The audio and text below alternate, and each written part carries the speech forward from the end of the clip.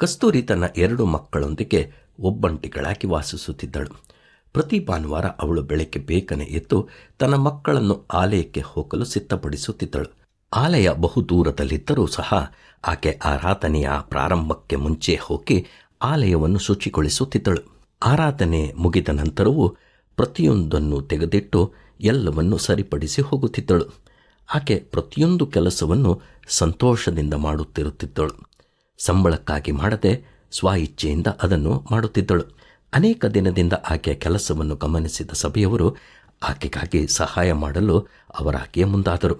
ಒಬ್ಬರು, ನನ್ನ ಬಳಿ ಒಂದು ಸಣ್ಣ ಮನೆ ಇದೆ, ಅದನ್ನು ಆಕೆಗೆ ವಾಸಿಸಲು ಕೊಡುವೆ ಎಂದರು. ಇನ್ನೊಬ್ಬರು ಮಕ್ಕಳ ವಿದ್ಯಾಭ್ಯಾಸದ ಜವಾಬ್ದಾರಿಯನ್ನು ಹೊತ್ತುಕೊಂಡರು. ಇನ್ನೊಬ್ಬರು ಅವಳಿಗೆ ಕೆಲಸ ಕೊಡುವುದಕ್ಕಾಗಿ ಒಪ್ಪಿಕೊಂಡರು.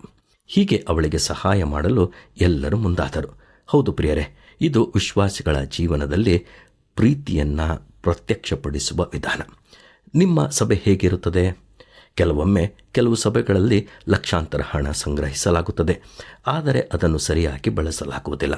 ನಾವು ಸಭೆಯಲ್ಲಿನ ಬಡವರನ್ನು ಮತ್ತು ಕಷ್ಟಪಡುವವರನ್ನು ಗಮನಿಸಬೇಕಾಗುತ್ತದೆ. ನಾವು ನಿಜವಾಗಿಯೂ ಕ್ರಿಸ್ತನನ್ನು ಹಿಂಬಾಲಿಸುವವರಾಗಿದ್ದರೆ ನಾವು ವ್ಯರ್ಥವಾಗಿ ಹಣವನ್ನು ಖರ್ಚು ಮಾಡುವುದನ್ನು ಬಿಟ್ಟು ಬಡವರಿಗೆ ಸಹಾಯ ಮಾಡುವವರಾಗಿರಬೇಕು. ಸಭೆಯಲ್ಲಿ ಕಷ್ಟದಲ್ಲಿರುವವರಿಗೆ ಮತ್ತು ಸಭೆಯ ಅಭಿವೃದ್ಧಿಗೆ ಸಹಾಯ ಮಾಡುವುದು ನಮ್ಮ ಜವಾಬ್ದಾರಿಯಾಗಿರುತ್ತದೆ. ಆದಿ ಸಭೆಯ ವಿಶ್ವಾಸಿಗಳು ತಮ್ಮ ಆಸ್ತಿಗಳನ್ನು ಮಾರಿ ಒಬ್ಬರಿಗೊಬ್ಬರು ಸಹಾಯ ಮಾಡುವುದನ್ನು ನಾವು ನೋಡುತ್ತೇವೆ. ಇದೇ ನಿಜವಾದ ದೇವರು ಮೆಚ್ಚಿಸುವ ಜೀವಿತ. ಈ ನನ್ನ ಸಹೋದರರಲ್ಲಿ ಕೇವಲ ಅಲ್ಪನಾಥವನೊಬ್ಬನಿಗೆ ಏನೇನು ಮಾಡಿದರೋ ಅದು ನನಗೂ ಮಾಡಿದ ಹಾಗಾಯಿತು ಎಂದು ಕ್ರಿಸ್ತನು ಸತ್ಯವೇದದಲ್ಲಿ ಹೇಳುತ್ತಾನೆ.